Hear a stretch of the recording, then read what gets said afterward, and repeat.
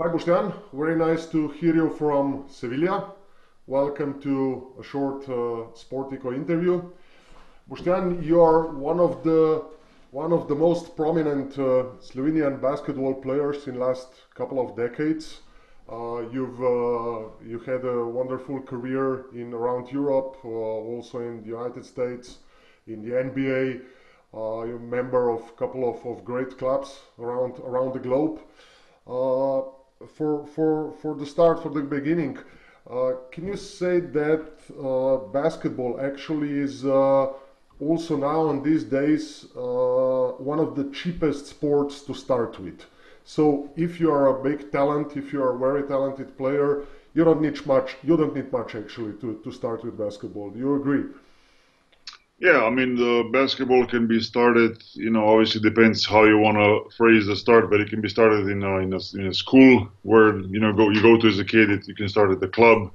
You can start at, whether that's, basketball camps or different basketball activities that you can join. And yeah, it's true because for basketball, you basically need, obviously, the ball and you need a good surface and a hoop. And you can play basketball. Obviously, as a kid, you spend a lot of time outside and you can play on the outside court. But as you get older and as the basketball becomes more serious, obviously you have to move to an environment like an arena or gym where you can actually play and practice because it's just safer. But I would agree that it doesn't take much from financial standpoint. It's definitely I wouldn't compare it to many individual sports who demand a lot of money already at the start or let's say a lot of a big budget. Basketball is a team sport, and it's one of the most popular global sports. So I don't think it's difficult for kids to join from the financial standpoint. Mhm. Do you remember, let's go from the beginning of your career, you remember your first basketball steps? Where did you start, or actually, what was the first, maybe first issue, probably not from the financial point of view, but what was your first, let's say, challenges in basketball as a kid? Well, I started playing basketball in a basketball camp when I was about I think I was 8, and then I joined the team in the elementary school and played through that system until I was about 12, 13, and then I joined the club. So I think that's like a natural progression for a lot of kids in my situation. The challenges really were not there from a financial standpoint simply because it was not something that my career wasn't something that needed a lot of investing early on. Playing for the elementary school or playing for the club, I didn't have to spend any money to do that. Mostly was covered obviously by my parents, and whether that was transportation or meals or stuff like that. But I wouldn't consider those things investment. It was something that I liked to do, and my parents supported me with that, and it wasn't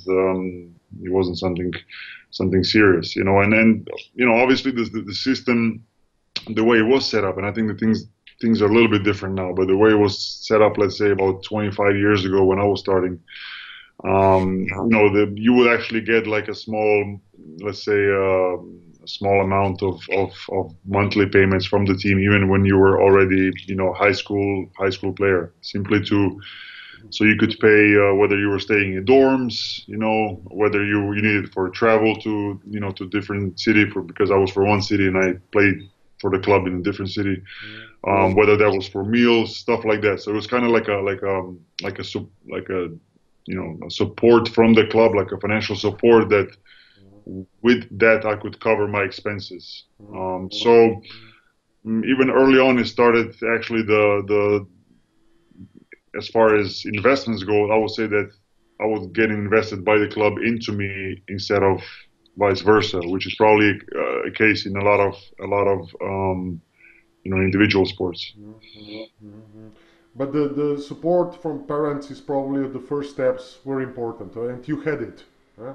Yeah, I think it's very important. It also depends what kind of environment you come from. Because, for example, if your basketball club is down the street, then basically you don't really need any any support. You just after the school is over, you just walk down there. For me, it was a little bit different because I was from a small town, and to go a basketball club in from Dravograd to Maribor, which is like 60 kilometers. Obviously, there was a lot of traveling going on. Weekly, probably made about 5 trips. And you can calculate how much time and money it takes just to go to these practices. So for me, it was a little bit different. And then later on in high school, when I moved to Maribor, I had to be in the dorms and I had to obviously pay for my meals and so on and so on. So my path was maybe a little bit different than a kid who joins a team that is in the same city or in the same neighborhood even. So for me, from the very early on, the path was a little bit specific. But obviously, as you progress and as you improve as an individual player, as a young talented player, unfortunately, I would say the more talented you are, the more doors are going to open for you as far as people being willing to help you. And there's always obviously a risk for a kid to not develop properly and not give back, let's say, as far as success goes. But that's the risk, and that's the thing that the club has to decide himself whether they want to invest or not in a certain kid. And in my time, I have to say that I was lucky enough because I think the financial structure of a lot of clubs was, even though they were not rich, I think their mentality was a little bit different. They were willing to invest these small amounts of money in a lot of kids, and it paid off because from the environment that I came from, not just that a lot of guys played for the club, a lot of guys actually made the national team and made career in EuroLeague or NBA and so on and so on. So, I was very fortunate to live in this time frame and in this environment that introduced that kind of help towards me. Do you maybe remember your first salary? Oh,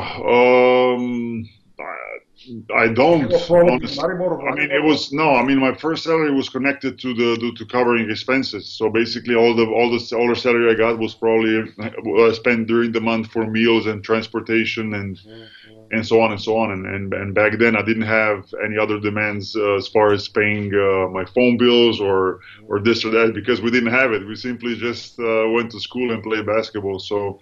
That was probably my first income that I had. I didn't start making serious money until I moved outside of Slovenia to Italy and then further on when I started signing contracts. But before then it was mostly just to cover expenses and maybe, have some extra change in the pocket to buy a pizza or something for my friends. So you probably, let's say, you from this point of view, you support our project, SportyCo. Our main objective is to serve athletes in raising the funds required to achieve success by investing support from wider community. So you think this is the appropriate idea?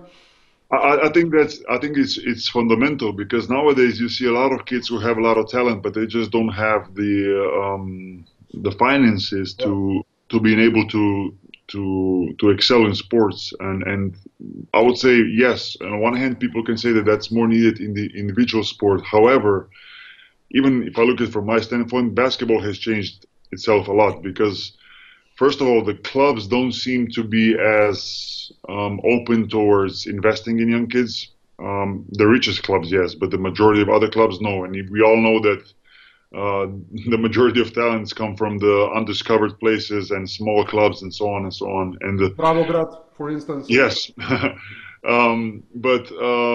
on the other hand, I think that also if you want to improve already at the early stage, even in a team sport, you will have to go in direction of, let's say, hiring or at least paying an individual coach. So because that would really help you separate yourselves from the other, kids or talents in your environment. So even though, looking back 25, 30 years, we would have people who would be willing to help you for free and we're just happy to help you out. I think nowadays times have changed and everybody expects, talking from coach's standpoint, some kind of compensation for the work and time they put into developing young players. So I can totally see that this kind of financial help for players could work in individual and team sports. Absolutely. Mm-hmm. Boštjan, you have played for some biggest clubs in NBA like Houston, New Orleans, New Jersey. Did you meet during your career also, let's say, talented young guys, maybe on the other side of the fence, that they couldn't break through. They had like financial issues, financial problems. They were big talents, but they couldn't. They didn't have so much discipline and so on to progress, and that the club would could hire them or. Yeah, absolutely. I mean, absolutely, I have met him. But even more than I would say when I was playing, I see this issue nowadays more than it was back then. But just because of things I described earlier. Yeah, yeah. The sports has become a business. It used to be business when I was a young kid, but it wasn't not in that kind of way. It was more of a sport first and then business. I think nowadays it's completely opposite, and that's why the kids that are coming up and they come from tough environments where they cannot financially afford to actually pursue their whether that's basketball career or handball career or soccer or whatever. They are having difficulties, and it's a shame to see that a player who is very talented and could have a very bright future in sports that could help not just himself but his family and his environment and so on and so on through his ability of being top level player, that they're not able to achieve that because of lack of financing, because of lack of finances or a tough financial situation. So I think we're seeing that, or we're going to see that nowadays even more than we did in the past. Mhm, mhm, mhm. Great. Uh, Boštjan, it was really nice talking to you. Thank Warm you. welcome to Spain, to Sevilla. Yeah. Thanks Yeah, again. thanks. Yeah. Thank you. Keep in touch. Thank you very much. Bye bye. Ciao.